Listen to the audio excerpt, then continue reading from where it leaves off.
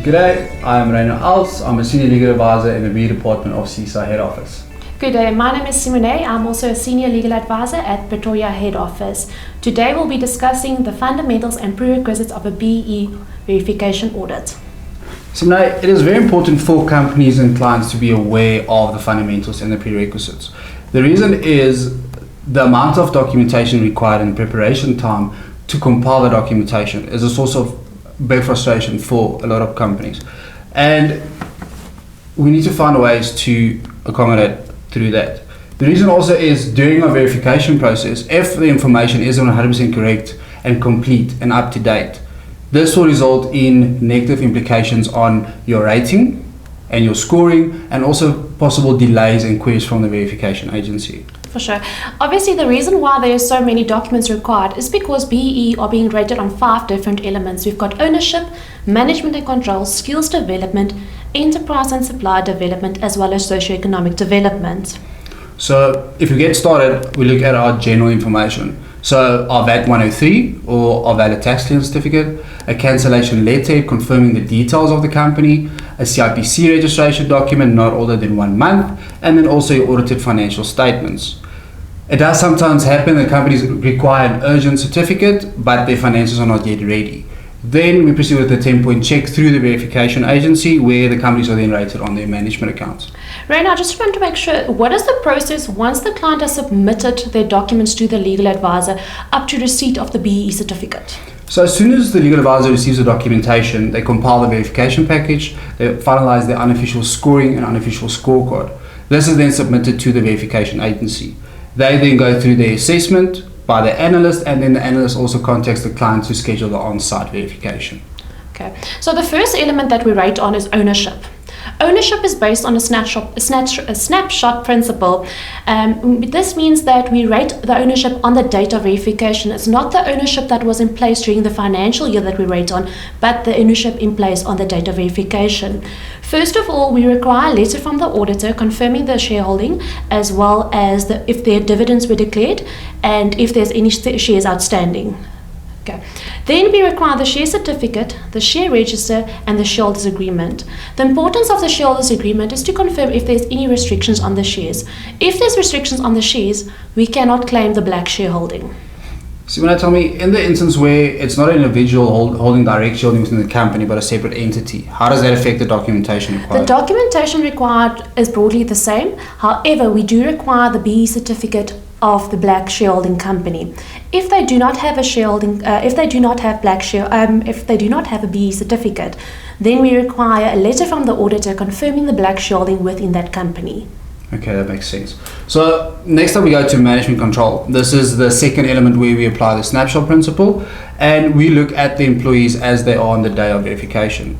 So for companies that are designated employers, employment equity report submitted with proof of submission.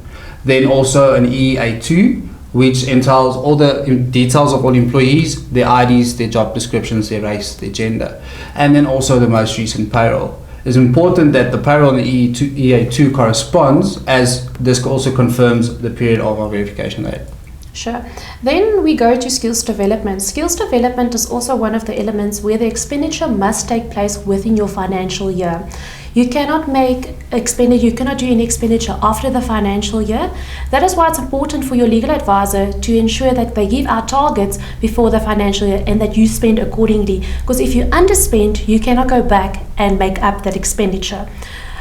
The prerequisites with skills development, number one is you need to have a WSB that is submitted with the theatre. To have that, you need to be registered with your theatre. Then we also need a letter of approval from the theatre to confirm that your WSB is approved. We need to make sure that the client is also compliant with the Skills Development Levy Act. Then for the verification purposes, the supporting documents we need there is your EMP 201s for the financial period. Then we also need a training tracking tool. The training tracking tool entails that it confirms the employee's name or the candidate's name who attended the course of the training, the amount that was spent. It's important to note that with skills development as well, we cannot use the full amount. We need to use the amount excluding VAT. And then we need a attendance register or a certificate. When we come to learnerships, With the learnerships, we need an agreement between the CETA, the candidate, and the employee. Where once that learnership has been approved, we submit that with the stipend, proof of the stipend or the salary that was paid to that learner. That will all be claimed towards your skills development contribution. As you and I well know, this is the element that requires the most documentation. So it's very important to continuously update your records and keep record of all the training so that we don't sit in the position at the end of your financial year or verification that this causes delay. Obviously, for our clients who proceed with learnerships and bursaries through CISA Skills Solutions, they have the benefit of all the information already being provided for them and to their legal advisor. Of course, that's normally why we also recommend to our clients that we will assist you with gathering the documents and making sure that the documents at the time that you have to submit them are in place and correct. We also urge our clients to submit their documents on a monthly basis or once the course has been completed. Therefore, we can make sure that we have record of all the training and no training gets lost in a sense.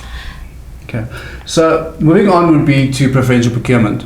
So this element also entails your annual purchases from suppliers, your payments to service providers during your financial year. So we require detailed supplier ledger, trial balance, age analysis for the applicable financial year.